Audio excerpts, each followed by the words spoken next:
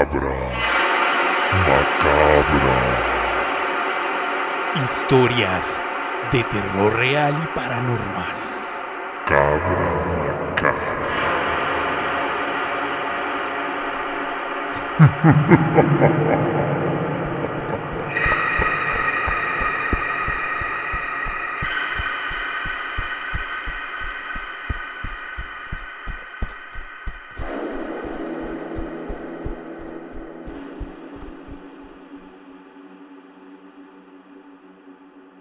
Amigos de Cabra Macabra, ¿qué tal?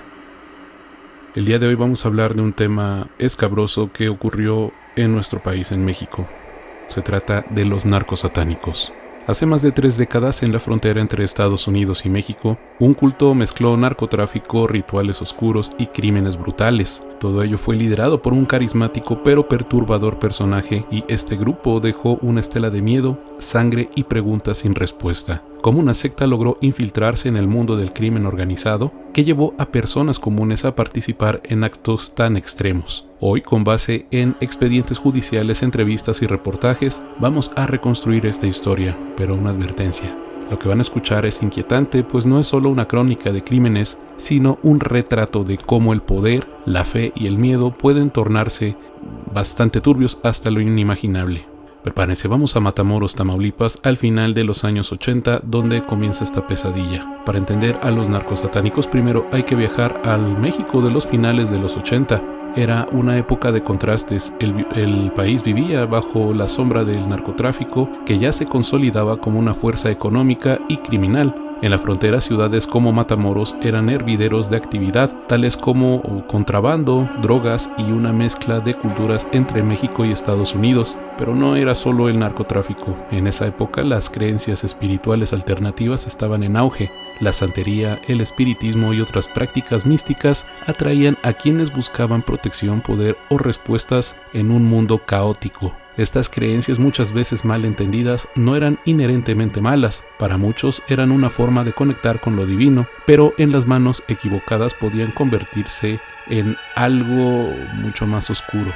En este contexto aparece Adolfo de Jesús Constanzo, un joven cubano-estadounidense que se autoproclamaba santero y líder espiritual. Constanzo no era un simple practicante, era un manipulador carismático que mezclaba rituales de santería, palo mayombe y sus propias invenciones para controlar a sus seguidores. Su promesa era la protección sobrenatural y éxito en el mundo del crimen. Y luego está Sara Aldrete, una estudiante universitaria de Matamoros, conocida por su inteligencia y carisma. Como alguien como ella terminó en el centro de uno de los casos más escalofriantes de México, eso es lo que vamos a descubrir.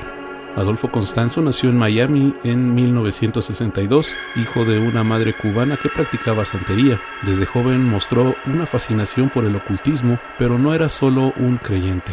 Constanzo vio en las prácticas espirituales una herramienta de poder. En los 80 se mudó a México, donde comenzó a ofrecer sus servicios como brujo a narcotraficantes. Su discurso era seductor, realizaba rituales que, según él, garantizaban protección contra la policía, los rivales y hasta las balas. Pero sus ceremonias no eran solo simbólicas. Constanzo exigía sacrificios y no siempre de animales. En Matamoros, Constanzo formó un culto alrededor de un grupo de traficantes locales. Los convenció de que sus rituales les darían ventaja en el negocio de las drogas. Así, lo que comenzó como una mezcla de creencias se convirtió en una máquina de terror. El culto de Constanzo no habría sido tan infame sin Sara Aldrete, conocida más tarde como la narco satánica. Sara era una estudiante de educación física en la Universidad de Texas en Brownsville, justo al otro lado de la frontera. A sus 22 años era una joven brillante, atlética y popular, pero también estaba fascinada por lo místico. En 1987, Sara conoció a Constanzo en Matamoros. Él la cautivó con su carisma y su aparente conocimiento esotérico. Pronto Sara se convirtió en su mano derecha, apodada la madrina de culto. Pero su rol es uno de los puntos más debatidos del caso. ¿Era una víctima manipulada por Constanzo o una participante activa en los crímenes? Lo que sí sabemos es que Sara ayudó a reclutar otros miembros, incluyendo traficantes y jóvenes locales. El culto creció y con él la violencia. En 1989, el mundo conoció la magnitud de los horrores del culto. Todo comenzó con la desaparición de Mark Kilroy, un estudiante estadounidense que estaba de vacaciones en Matamoros. Su caso atrajo la atención internacional y la policía mexicana intensificó sus esfuerzos. Lo que encontraron fue mucho peor de lo que imaginaban. En un rancho a las afueras de Matamoros, las autoridades descubrieron fosas con restos humanos. Los cuerpos mostraban signos de tortura y mutilación usados en rituales que Constanzo decía que fortalecían a sus seguidores.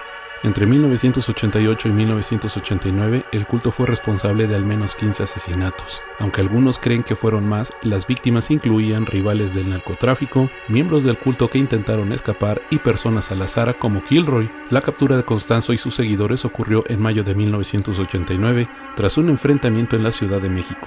Constanzo murió en circunstancias controversiales, pues algunos dicen que ordenó a uno de sus seguidores que lo asesinaran para evitar la captura.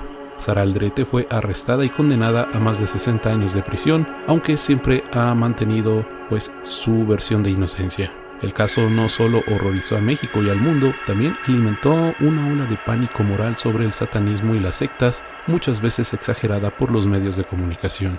El caso de los narcosatánicos no es solo una historia de crímenes, es un reflejo de cómo el miedo, la ambición y la manipulación pueden converger en algo devastador.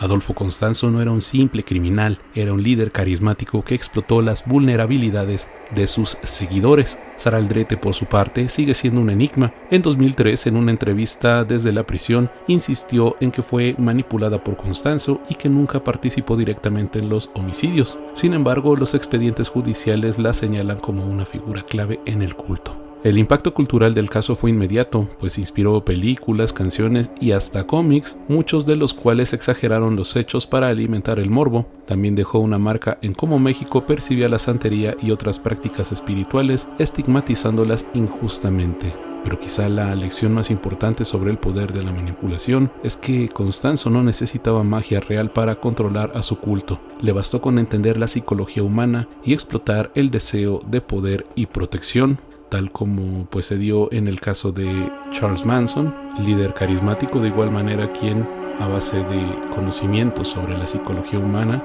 logró que su culto realizara actos bastante devastadores, de los cuales ya estaremos hablando en otra emisión.